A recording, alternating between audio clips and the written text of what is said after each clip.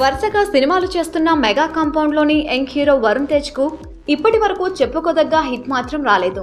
Recent గా mister మూవీతో big flop ను ఫేస్ చేసిన ఈ యంగ్ హీరో ప్రస్తుతం దిల్ రాజు నిర్మాణంలోని ఫిదా అనే మూవీలో యాక్ట్ చేస్తున్నాడు.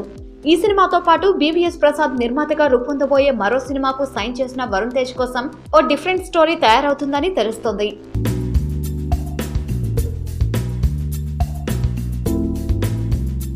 గాజీ సినిమాతో టాలెంటెడ్ దర్శకుడిగా గుర్తింపు తెచ్చుకున్న సంకల్ప్ రెడ్డితో సినిమా చేయడానికి వరుణ్ తేజ్ ఓకే చెప్పాడట.